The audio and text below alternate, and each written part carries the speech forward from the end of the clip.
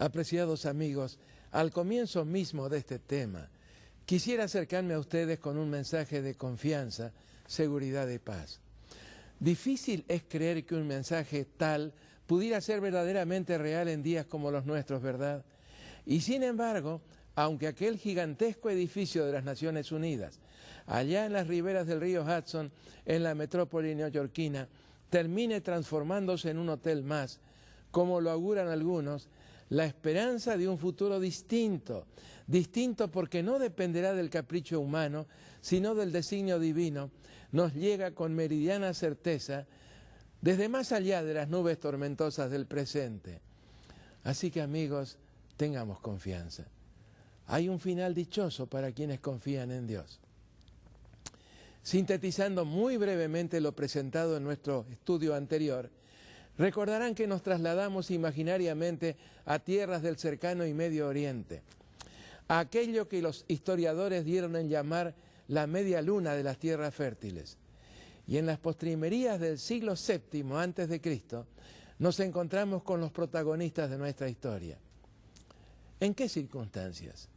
Nínive, la capital del orgulloso e inhumano imperio asirio, acababa de ser destruida por las fuerzas combinadas de caldeos y medos. El vacío de poder creado por el colapso de Asiria originó una de esas situaciones coyunturales que hacen la historia.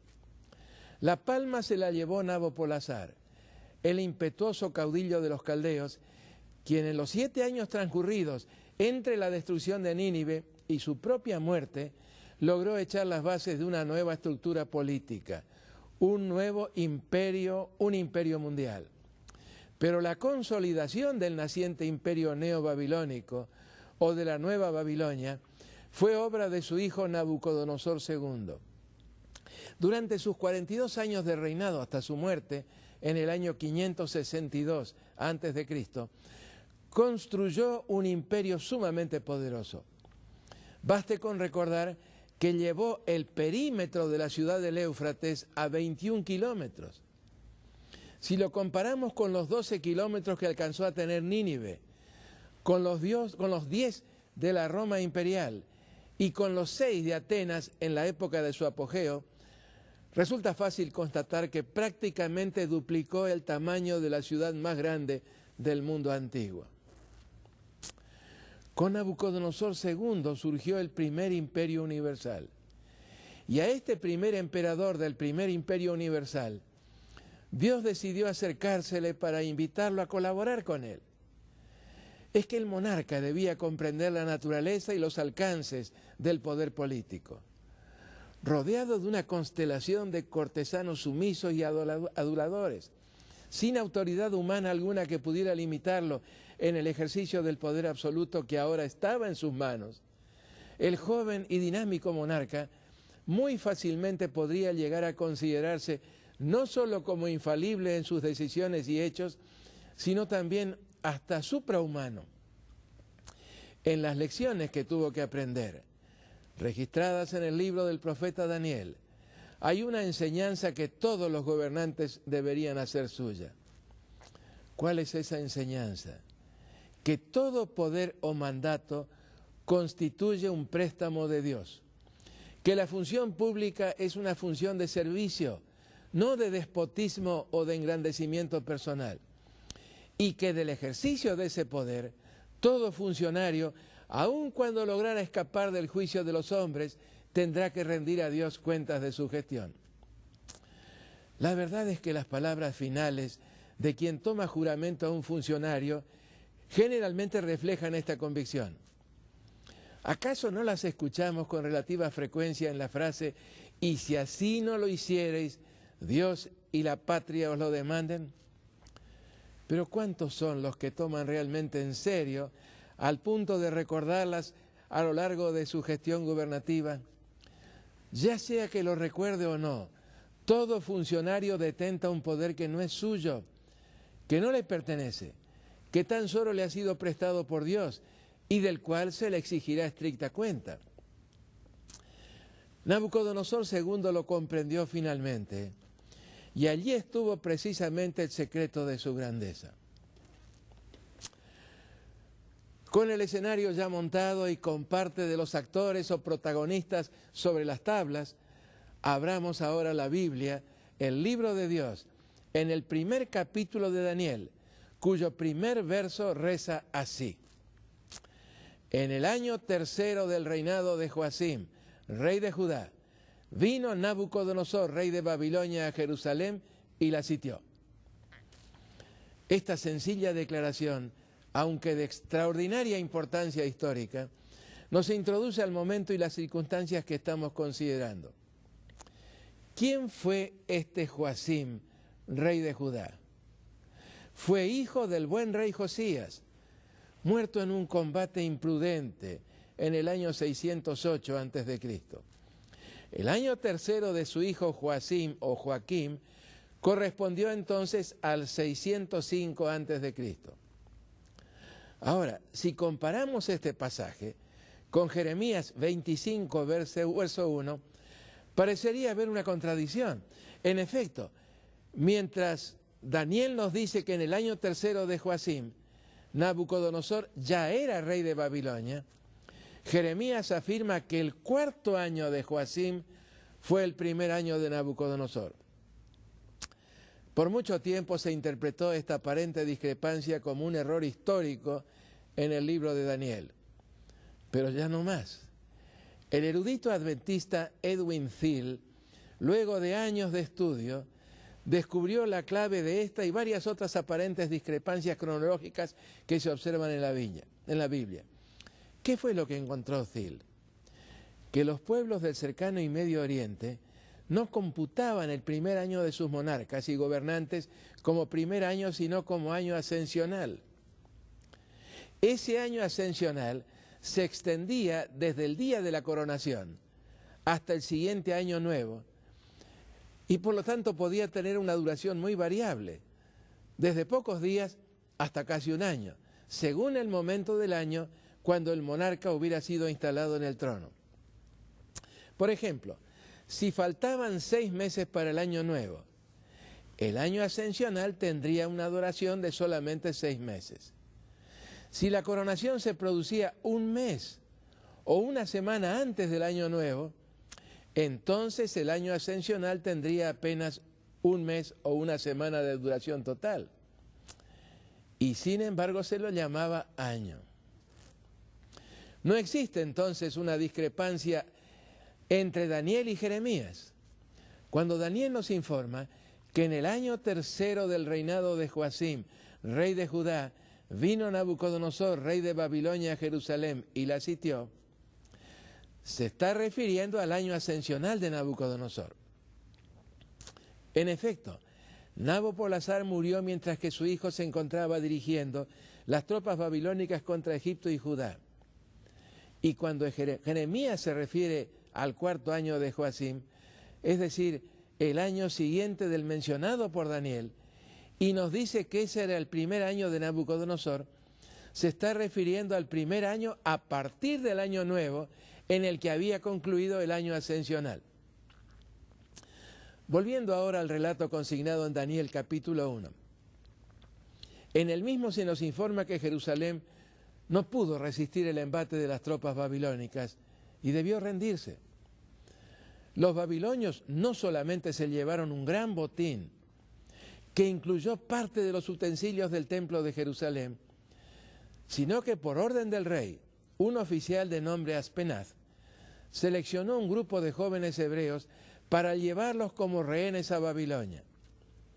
No debían ser jóvenes tomados al azar, sino de acuerdo a calificaciones claramente especificadas por Nabucodonosor. Las podemos leer en los versos 3 y 4, siempre del capítulo 1 del libro de Daniel. Y dijo al rey Aspenaz, jefe de sus eunucos, que trajese de los hijos de Israel, del linaje real de los príncipes, muchachos en quienes no hubiese tacha alguna, de buen parecer, enseñados en toda sabiduría y sabios en ciencia, y de buen entendimiento, e idóneos para estar en el palacio del rey, y que les enseñase las letras y la lengua de los caldeos. El plan del rey, muy previsor por cierto, contemplaba que recibieran una sólida formación cultural y administrativa en la Universidad de Babilonia, quizás para enviarlos luego a su tierra como gobernantes vasallos. Por otro lado, la presencia de estos muchachos del linaje real hebreo en Babilonia seguramente impediría que sus padres y parientes allá en Judea pensaran siquiera en la posibilidad de iniciar alguna revuelta contra Nabucodonosor, para no poner en peligro la vida de estos jóvenes. No es posible establecer cuántos jóvenes hebreos fueron elegidos para este triste destino, pero de entre ellos hubo cuatro cuyos nombres registra el verso 6. Daniel, Ananías, Misael y Azarías. Es fácil imaginar los sentimientos provocados por el apresamiento y la precipitada partida hacia una tierra remota y desconocida para ellos.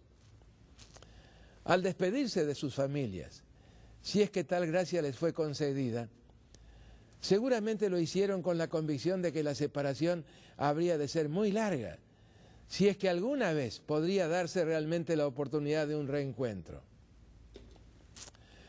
El viaje a Babilonia debe haber durado, en el mejor de los casos, algo más de un mes. Y en su transcurso, no solo debieron soportar el trauma afectivo del alejamiento del hogar y de la patria, sino el problema de un inevitable agotamiento físico. Y lo que hacía aún más punzante la tensión de la incertidumbre era el desconocimiento de la clase de futuro que les aguardaba.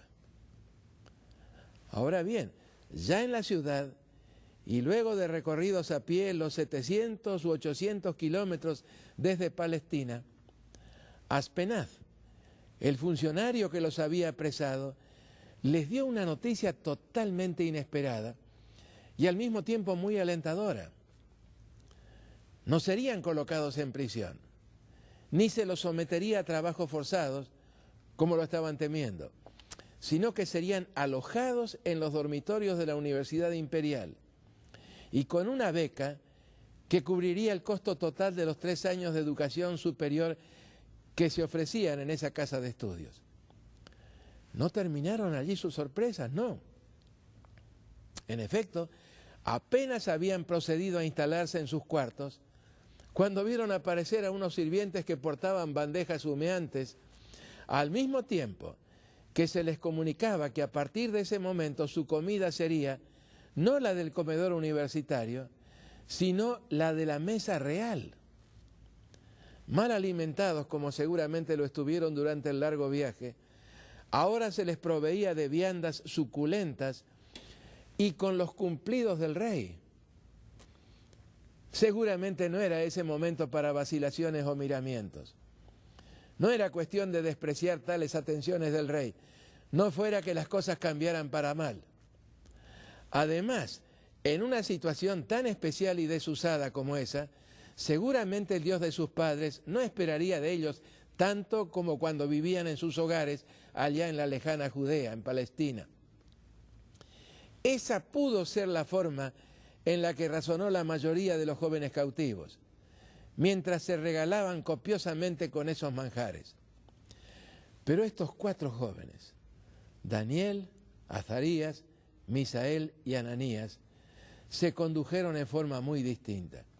Sin la más mínima vacilación, tomaron la decisión de no contaminarse con esa comida, la que según sus convicciones no respondía a los principios que un hijo de Dios debe respetar y aplicar en la elección de su dieta. El problema era en realidad doble.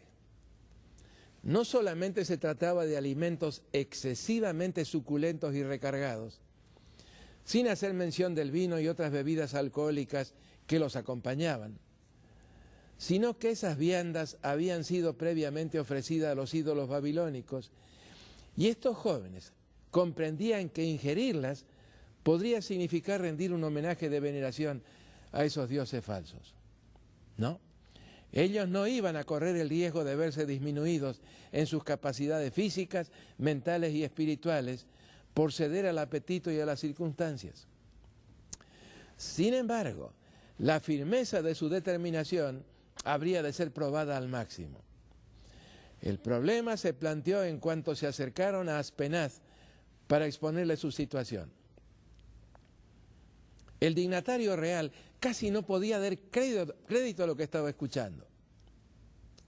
Aunque valoraba la cortesía y la amabilidad de las que habían dado muestras estos jóvenes, sencillamente sintió que no podía acceder a un pedido tan extraño. La orden del rey debía cumplirse y sin discusiones. Agotada infructuosamente esta instancia, los 4 jóvenes hebreos se dirigieron al preceptor y lo hicieron con una propuesta que sonaba bastante lógica. Este los escuchó con no disimulado escepticismo, pero lo que le proponían parecía ser razonable. Se trataba de hacer un experimento de tan solo 10 días de duración, es decir, de apenas algo más de una semana. Durante ese lapso seguirían una dieta completamente vegetariana y solo beberían agua. Si el preceptor se comprometía a proporcionarles un menú tal, él podría disponer para sí de la comida real y del vino destinado a los jóvenes. Después de pensarlo un poco, el hombre entró en el plan, aunque no sin serias reservas. Como mucha gente de nuestros días, pensó que un régimen tal daría a estos jóvenes una apariencia demacrada y enfermiza, mientras que las comidas elaboradas y complicadas de la mesa real los harían aparecer fuertes y hermosos, otorgándoles capacidades físicas y mentales superiores. Lo cierto es que lo convencieron, ya que el texto reza así: consintió pues con ellos en esto y probó con ellos 10 días. ¿Y cuál fue el resultado del experimento? Exactamente el mismo que si hiciéramos hoy la prueba. Continúo con el texto ahora. Al cabo de los 10 días, pareció el rostro de ellos mejor y más robustos. Estamos leyendo del verso 15, que el de los otros muchachos que comían de la comida del rey. Un resultado totalmente opuesto al que había esperado el preceptor, pero en total armonía con el que estos muchachos conocían por experiencia propia. En efecto, se los veía mucho más recuperados de las fatigas del largo viaje que los otros muchachos que no habían ajustado su apetito a las claras instrucciones que Dios había revelado a su pueblo. Y de esta manera, la transacción gastronómica con el preceptor continuó durante los 3 años de la carrera universitaria, siempre con los mismos resultados: buena salud y excepcional agudeza mental. Concluida la carrera, llegó el momento de los exámenes finales. Tanta importancia les dio Nabucodonosor a los mismos que decidió presidir en persona el tribunal calificador.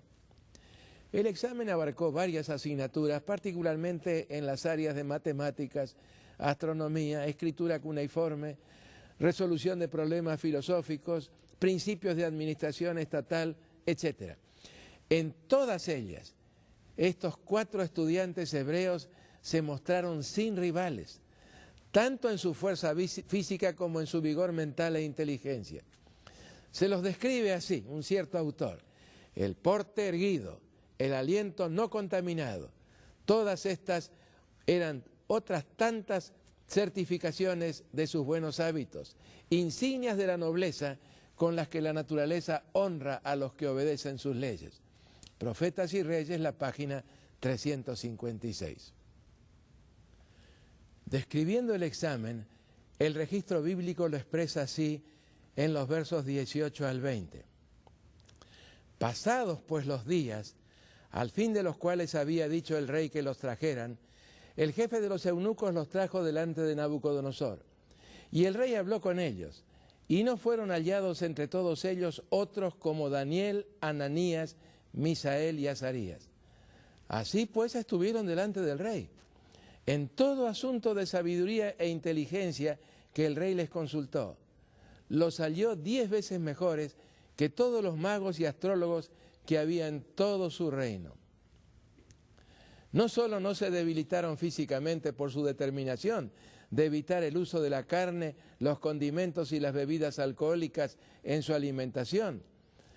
No solo se vieron impedidos de proseguir exitosamente sus estudios universitarios, no solo aprobaron sus exámenes con calificaciones máximas, sino que, según el relato bíblico lo consigna, su ascenso a puestos de responsabilidad y liderazgo fue realmente meteórico. Y todo esto en la tierra de su cautiverio. Esta es una de las lecciones de la historia que siempre deberían tenerse presentes. Dios recompensa la fidelidad de los que le honran. Toda vez que alguien se manifiesta dispuesto a obedecer la voluntad divina, cualquiera sea el aspecto de la misma que se encuentre en juego, Dios añade su bendición y su ayuda. En el caso de estos jóvenes de principios firmes y lealtad indivisa a sus convicciones religiosas, esta victoria sobre el apetito y la tentación al compromiso proveyó el antecedente que hizo posibles las otras notables victorias que registra el libro del profeta Daniel. El gran secreto detrás de este extraordinario resultado está consignado en el verso 8, que dice así: y Daniel propuso en su corazón no contaminarse con la porción de la comida del rey, ni con el vino que él bebía. Fue necesaria una decisión firme y valerosa. Y así ocurre siempre en la vida de un individuo. Las improvisaciones rara vez, si alguna, conducen al éxito. En el caso de estos jóvenes, no esperaron en forma descuidada para ver qué hacer o en qué pararían las cosas, sino que se propusieron en su corazón no ingerir nada que representara una claudicación o una renuncia a sus convicciones de lo que debe ser la dieta de un ser humano, de un hijo de Dios. Y al tomar su decisión, dejaron los resultados en las manos del Dios que había señalado esos principios. Y ese Dios al cual adoraban y obedecían, no los defraudó. Este es el mensaje que nos llega de aquellas postrimerías del siglo VII a.C.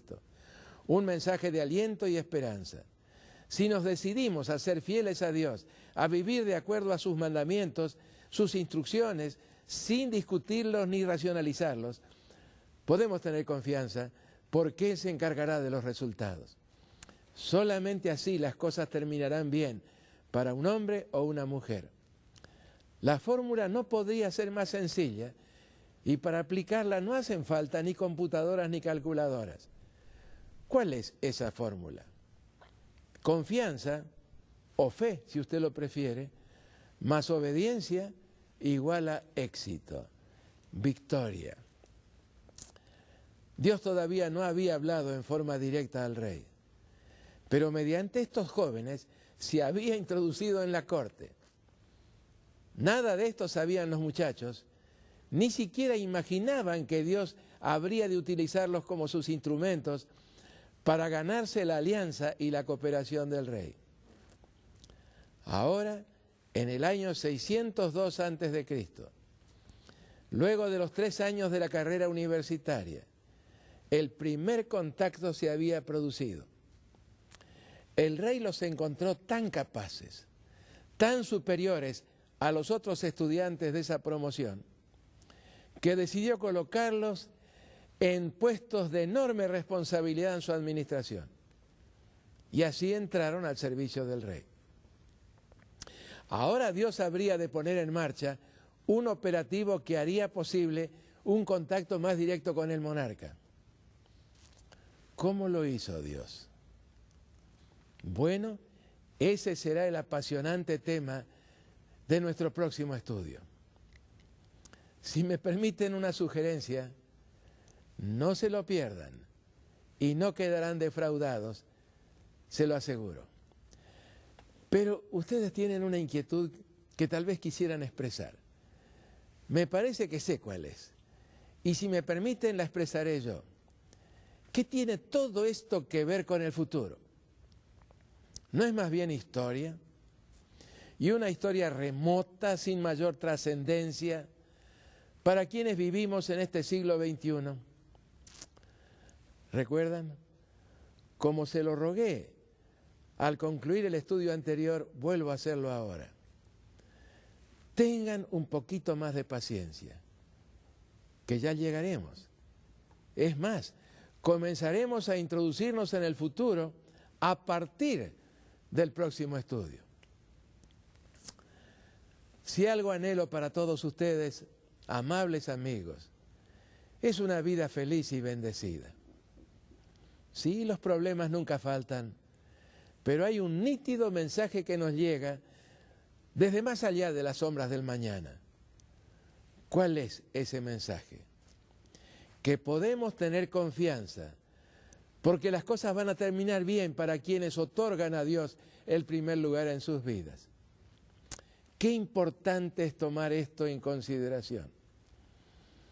Cuando estamos dispuestos a aceptar lo que Dios coloca como el modelo de vida que conduce a la certeza, a la seguridad, a la felicidad y a la salud, Él añade su bendición. Y su bendición siempre se transmite, siempre se manifiesta precisamente en esos dones maravillosos. Elevemos una plegaria al Dios que está en control de la historia. Y si se lo permitimos, lo estará también de nuestras propias vidas. Nuestro amado Padre que moras en los cielos, de aquellos lejanos tiempos, nada menos que de las postrimerías del siglo VII antes de Cristo, hemos rescatado un incidente que nos trae lecciones sumamente valiosas para la vida cotidiana. Aquellos 4 muchachos, a diferencia de todos los otros, decidieron ser fieles a Dios, costara lo que costase, y Dios añadió su bendición a la decisión de ellos. Excelente resultado de sus estudios, calificaciones que sobrepasaron lo acostumbrado en la Universidad Babilónica. Salud, vida, ánimo, en fin, todo aquello que podía esperarse. Y entonces el ascenso a puestos de enorme trascendencia, de enorme importancia en la corte babilónica. Nada menos que en la tierra del cautiverio, nada menos que en la tierra a la que habían sido llevados como prisioneros, y muy diferente de lo que ellos habían temido. Queridos amigos, por quienes estoy ahora intercediendo delante de Dios, que Dios los bendiga, los acompañe y los sostenga en todo, en el nombre de Jesús. Amén.